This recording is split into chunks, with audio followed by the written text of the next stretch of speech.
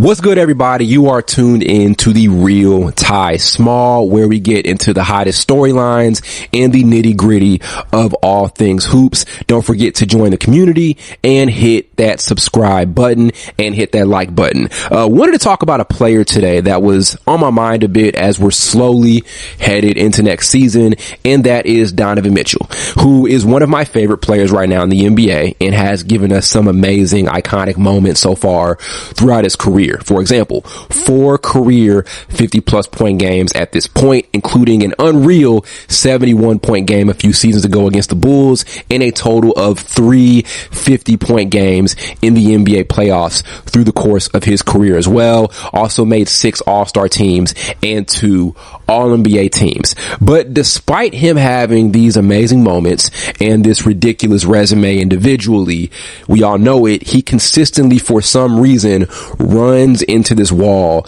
come playoff time. He has never left the second round of the playoffs yet in his NBA career. And it's weird because you can't really blame him and point the finger completely at him, because it's not like he's a bad playoff performer. When he gets to the playoffs, generally he's great. He's averaging around 28 points per game in the playoffs through his career, and in elimination games averaging 28 points per game as well. So Donovan Mitchell is definitely a riser come playoff time. As a matter of fact, a lot of times in the postseason, he's averaging more points than he did in the regular season. The only issue you could really pinpoint and really look at is the efficiency, but you kind of understand that a bit because in the playoffs, the game slows down. You're playing one team for maybe a max of 7 games, so it makes sense that things would slow down a bit from an efficiency standpoint. He's a really good passer for his position as well, one of the better passers at the shooting guard position. So again, he's not a flawed enough player for us to completely point the finger at him and say, yep, he's the reason why he's not been able to get past the second round. It is really tough to compare him with other NBA legends and all-stars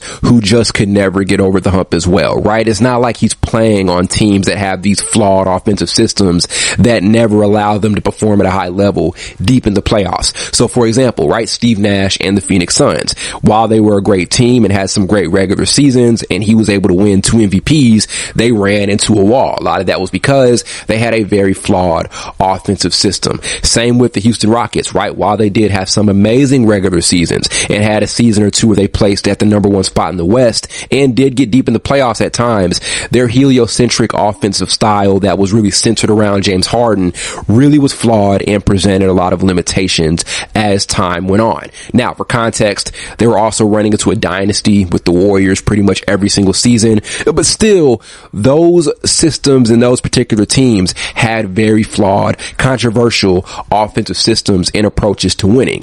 Not the case really with Donovan Mitchell. He's been on teams over the years that have been great, that are amazing all around, that aren't heliocentric, right? That do have some variety in how they're getting their buckets. He's also been paired alongside with some amazing defensive players, right? Rudy Gobert, Evan Mobley, right? These are 2 premier defensive big men in the NBA. He's had weapons. He's had great systems. He's had great teams. He's had great coaches, but again, for some reason, he's just consistently running into this wall. Now, here's the upside for Mitchell and company headed into this season. The Eastern Conference is not as deep as it was last season. There are a lot of teams right now in the East who were definitely contenders last year who are no longer in that position heading into this season. Look at the Boston Celtics, right? They are operating next season without Jason Tatum. And in Celtics fans' heads, they may be still in the running for a championship, but common sense and logic tells you they definitely still are not, right? And I'm not saying the Celtics don't have the potential to win another title over the next couple of seasons,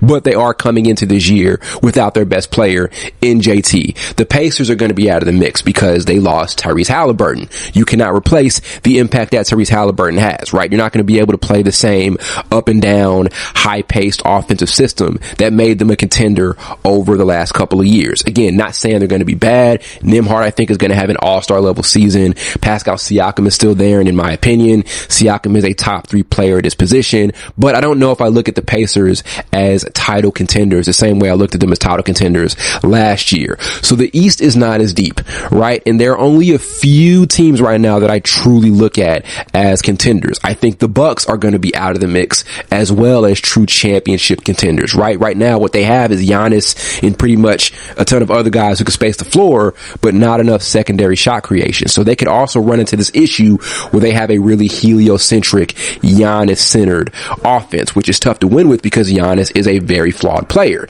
and the players around him are not good enough to make up for his significant flaws on the offensive end. So there is more space right now for Cleveland to do very well in the East. But the case this season is that the East is not as deep as it once was. There are only a few select amount of teams that I look at as true contenders. And right now, in my opinion, if I'm putting money on one team to win an NBA championship out East, it is either the Knicks or the Cavaliers. And really right now, nobody else, right? Maybe the Magic could surprise us a bit, right? But I think right now there are only two true title contenders in the Eastern Conference, and it's either the Cavs or the Knicks at this point in time. So this could be the season where things break through finally in the playoffs for Donovan Mitchell. I hope so, because again, he is a spectacular performer who has done amazing things through his career.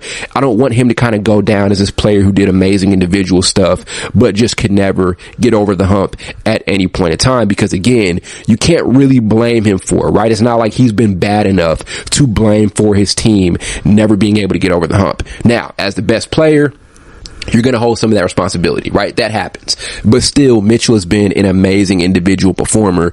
We've been waiting on the team success in the playoffs to match up with that. And I think this season could be the year where they end up having enough time and enough space to make something happen out in the Eastern Conference. They also made some solid roster additions after losing Ty Jerome, picked up Lonzo Ball, who was going to be a really solid backup point guard for them on both ends. I'm excited about Cleveland, and hopefully, again, this is a year where Donovan Mitchell can put things together and hopefully get this Cavaliers team over the hump for the first time in a while since the LeBron James era.